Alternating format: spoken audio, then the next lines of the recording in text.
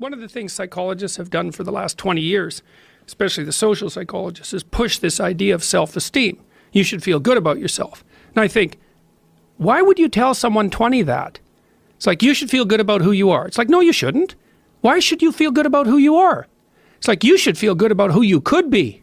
That's way better, because you got 60 years to turn into who you could wait be. a minute. I'm not saying that people shouldn't have confidence, but like often you take young people, say they're 16 to 22, and they're not really feeling that good about who they are. Right. Because their life is chaotic and in disorder, and they don't know where they're going, and they don't know which way is up. Also, there could be bad parenting, Oh, God, yes. bullying. Yeah. Oh, yes. There could be a lot of abuse going on. And I think that's one of the reasons why that resonates with people, this idea of be happy about who you are. Right. Feel good about who you are. Right. But the thing is, it has to be stated with precision. Yeah. You should treat yourself as if you're valuable, especially in potential. But you should concentrate on who you should become, especially if you're young. And so let's say you're miserable and nihilistic and chaotic and depressed and all of that now, and you have your reasons, you know, terrible parenting, abuse, all of those things. It's like, well, you should feel good about yourself. It's like, no, it's not the right message. Is that it's more like you should understand how much potential there is within you to set that straight. And then you should do everything you can to manifest that in the world, and it will set it straight. And that's better than self-esteem. It's like you're in a crooked, horrible position. Okay, fine. There's a lot of suffering and pain associated with that. Yeah, you can't just feel good about that because it's not good. But you can do something about it. You can genuinely do something about it. And I think all the evidence suggests that that's the case. Yes. So I'm telling young people, look, no matter how bad your situation is, I'm not going to pretend it's okay. It's not okay.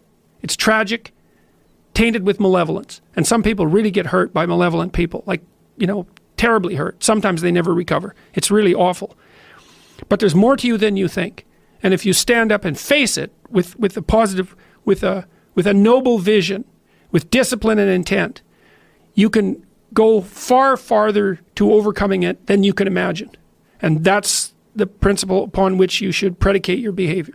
And I think that one of the things that's really nice about being a clinical psychologist is that this isn't just guesswork.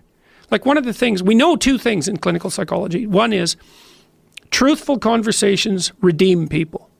Because if you come to a clinical psychologist whose worth is salt, you have a truthful conversation. The conversation is, well, here's what's wrong with my life, and here's what caused it. You know, maybe it takes a year to have that conversation, and both of the participants are doing everything they can to lay it out properly. Here's how it might be fixed. Here's what a beneficial future might look like. And so it's a completely honest conversation if it's working well. And all that's happening in the conversation is that the two people involved are trying to make things better. That's the goal. Let's see if we can have a conversation that will make things better. Okay, so we know that works. It does make things better. And then another thing we know is that, well, let's say there's a bunch of things that you're afraid of that are in your way. So you have some vision about who you want to be. Maybe you have to, you know, you want to be successful in your career, so you have to learn to talk in front of a group. It's like, okay, well, you're afraid of that. It's like, no wonder, you don't want to be humiliated. So, okay, so what do we do about that? Well, maybe we first get you to speak in front of one person, and then 3 people, you know, for 5 minutes, and then for 10 minutes. Like, graduated exposure to what you're afraid of. Voluntary graduated exposure to what you're afraid of is curative. So to tell people that if you confront the world forthrightly, if you speak the truth, and you expose yourself courageously to those things that you're afraid of, that your life will improve, and so will the life of people around you.